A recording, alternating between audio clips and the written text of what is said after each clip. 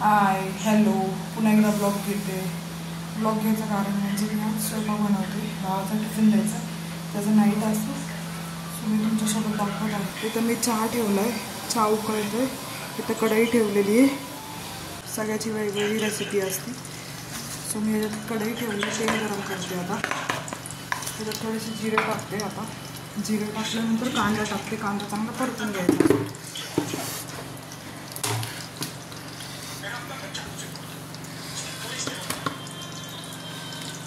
मी जिरे टाकत आहे. जिरे तडतडू द्या.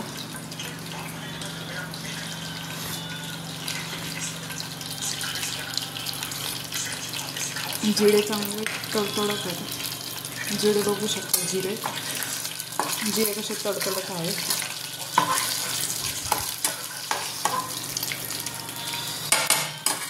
कधी पण भाजी करताना हिंग टाकायचं. असं म्हणतात, हिंगाने पोट बिघडत नाही. आपलं पोटाला हे असतो, आराम असतो. तर मी एक मिरच्या टाकते. मी हळदी 4-5 मिरच्या टाकल्यात मोठ्या, म्हणजे कसं तिखट आहेत खूप त्या.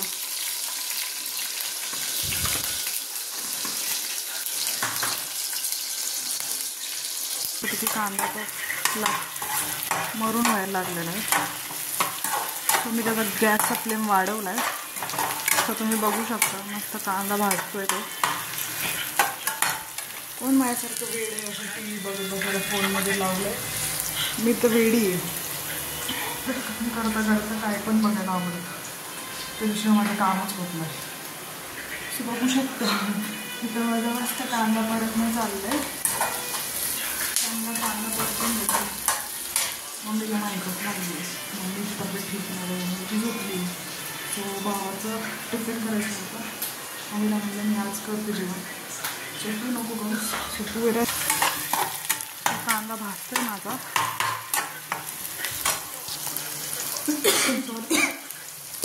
सो आता मी भेंडी कापलेली भेंडी टाकून देते.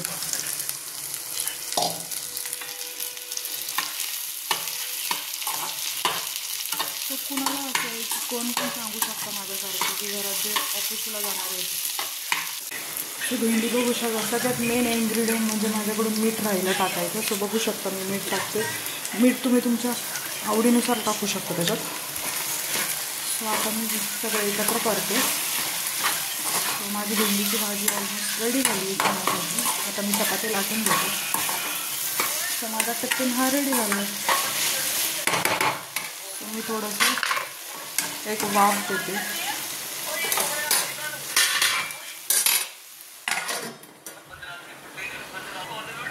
सो भेंडीची भाजी चपात्या कशा मस्त मस्त गोल गोल झालेल्या आहेत.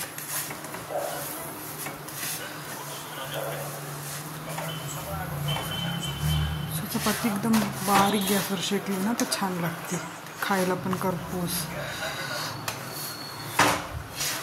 तुम्ही बघू शकता, मस्त मस्त चपात्या झाल्या आहेत.